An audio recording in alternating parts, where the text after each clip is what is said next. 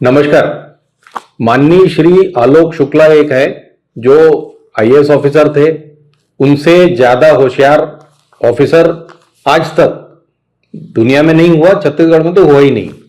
वो इतने होशियार हैं कि हर स्कैम में उनका नाम आता है, लेकिन वो अभी जेल में नहीं है। ये एक अपने आप में उपलब्धि है। ये शुक्ला जी जो डॉक्टर हैं, कहते हैं अपने आप को डॉक्टर, यहाँ शायद जवाहरलाल नेहरू मेडिकल कॉलेज से इन्होंने डॉक्टरी की पढ़ाई की थी, लेकिन आईएएस में सिलेक्ट हो गए और उसके बाद छत्तीसगढ़ मिल गया इनको। और इन्होंने, ऐसे एलिजिडली बोल रहा हूं मैं, इन्होंने स्कैम दर स्कैम कर डाले। अब लेटेस्ट एक भांडा फूटा है कि इन्होंने अपनी एक पत्रिका, जो अब ये कह रहे हैं कि मैं तो आर्ट उसको ऑनलाइन चलाता था और अब ऐसा हो गया वैसा हो गया, और इनका कहना है कि ये घटिया चीजें खरीदता ही है स्टेट, तो हमने भी अपनी लगा दी और पूरे स्कूलों में बांट दी किलोल पत्रिका। अब ये किलोल पत्रिका मैंने बांट दी, इसके लिए मुझे जेल हो जानी चाहिए। तो मेरा कहना है कि साहब कुछ दिन तो बिताइए जेल में, मतलब 2 साल 5 साल तो बिताइए। क्षेत्र की जनता को, छत्तीसगढ़ की जनता को कुछ तो राहत मिले आपकी कारगुजारियों से। अब आप इनकी हिस्ट्री सुनिए। ये नॉन स्कैम में इन्वॉल्व हैं, 36,000 करोड़ का स्कैम है। अब इनका कहना है मैं तो कुछ नहीं किया, लेकिन 36,000 करोड़ चौपट हो गए। अब उसमें से 2 लोग जो इन्वॉल्व थे वो तो जेल में है, ये बाहर हैं। ठीक है, तो होशियार आदमी नंबर 1 वो टूटेजा जेल में है और एसीबी का केस चल रहा था, ईओडब्ल्यू ने पकड़ा, ये किया वो किया, सस्पेंड हुए। तो माननीय शुक्ला जी जर्नलिस्ट बन गए उस दौरान, 2016 में सस्पेंड हुए तो जर्नलिस्ट बन गए और इन्होंने धकाधक अपने ज्ञान पेलना शुरू किया वेरियस अखबारों में। इनकी दोस्ती बड़ी है आसपास, तो अपना ये पेलूराम ज्ञान पेल रहे थे वेरियस विषयों पर। करप्शन के पहाड़ पर बैठे हैं लेकिन ज्ञान दे रहे हैं दूसरों को। और डॉक्टर साहब इतने होशियार हैं कि 2020 में रिटायर हो गए। लेकिन आपने ऐसा कभी कभी ही देखा होगा कि इनको रीअपॉइंटमेंट मिला 2 साल के लिए। एक इसने दिया माननीय श्री बघेल ने, जो कि खुद एक महारथी हैं। उनकी अभी कारस्तानियां खुलनी बाकी हैं कुछ कुछ, लेकिन इनकी तो खुल चुकी थी। और ये स्कैम किसने खोला था, सबसे ज्यादा शोर किसने मचाया था ये नॉन स्कैम पे? ये बघेल महाराज ने। तो बघेल महाराज ने इनको रीअपॉइंटमेंट दे दिया 2 साल के लिए। अब ये 2 रीअपॉइंटमेंट की शर्तें होती हैं कि आप एग्जीक्यूटिव पोस्ट में नहीं होते हो, लेकिन चलो आप एग्जीक्यूटिव पोस्ट में चले गए, प्रिंसिपल सेक्रेटरी हेल्थ और प्रिंसिपल सेक्रेटरी स्कूल शिक्षा बन गए।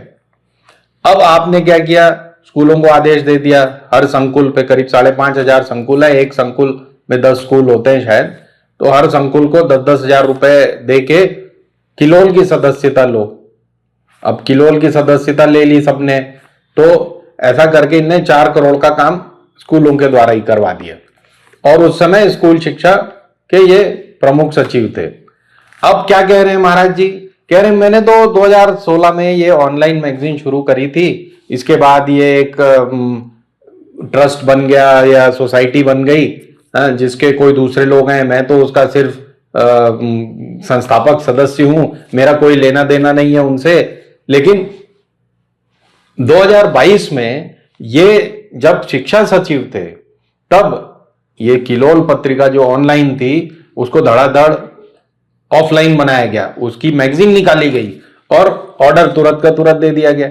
हजारों मैगजीन है, 50-50 साल से चल रही, 100-100 साल से चल रही, उनको स्कूलों में नहीं बांटा जाता। लेकिन ये 8 साल थे जो चल रही थी ऑनलाइन, उसको इन्होंने धड़ाक से बनाया ऑफलाइन, उसका बनाया मैगजीन और 4.5 करोड़ का घपला कर दिया। 3.5 करोड़ का भी बता रहे, 4.5 करोड़ का घपला इन्होंने कर दिया।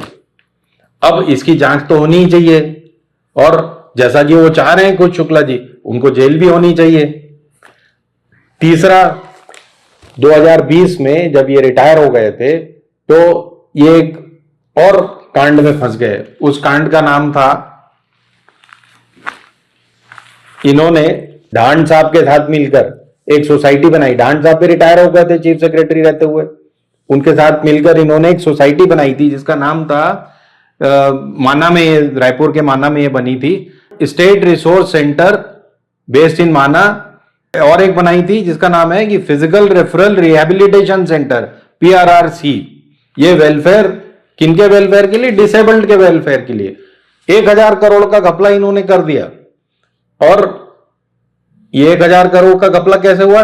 ये उन्होंने उनको तनख्वाह दे डाली जो कि रिटायर हो चुके ऑफिसर और जो सरकार की फेरिस्त में ही नहीं थे कि इनको तनख्वाह मिलनी चाहिए। ये 1000 करोड़ का घपला कर दिया। भागे भागे डांड साहब, और मैं और भी नाम आपको बताता हूं, बड़े बड़े लोग हैं इसमें। ACS थे, MK रावत, आलोक शुक्ला, BL अग्रवाल, सतीश पांडे और राजेश तिवारी, अशोक तिवारी, हरमन खलको, ML पांडे और पंकज वर्मा।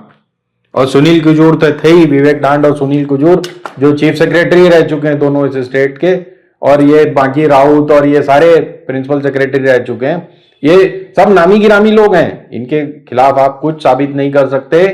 और इसीलिए मैं कहता हूं शुक्ला जी सबसे होशियार हैं, इनके खिलाफ आप कुछ साबित नहीं कर पाओगे, क्योंकि रिटायरमेंट होने के बाद जो आदमी 2 साल पहले इनको मिला, फिर 1 साल का एक्सटेंशन और मिल गया, तब ये अभी भी ये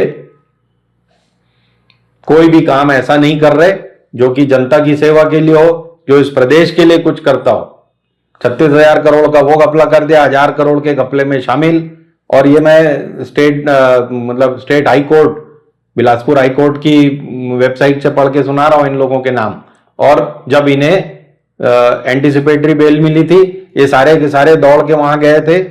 और उस समय ऐसा कहा जाता है, अब इसको भी अभी साबित होना बाकी है, कि उस समय एक हाईकोर्ट के जज थे, उनके भाई यहां रिटायर हो रहे थे, उनके लिए सौदा किया गया, उनको कोई सरकारी पद दिया गया। और उधर ईडी ने ये बंद लिफाफे में सुप्रीम कोर्ट में ये जानकारी दी कि वो हाईकोर्ट के जज कौन थे, और यहां जिसको रीअपॉइंटमेंट दिया गया उनके भाई को, वो कौन थे। ये सब हम आप जानते हैं, लेकिन नाम हम नहीं ले सकते जब तक कि सुप्रीम कोर्ट वो बंद लिफाफा न खोल के पब्लिक ना कर दे। तो ऐसे हर स्कैम में शामिल श्री शुक्ला जी अभी भी बहुत खुद मुख्तारी के साथ कह रहे हैं कि मुझे जेल कर देनी चाहिए, और कोई करने वाला नहीं है। आप लोग भी कुछ कदम उठाइए, लोकल प्रेस ने उठाया है पहली बार।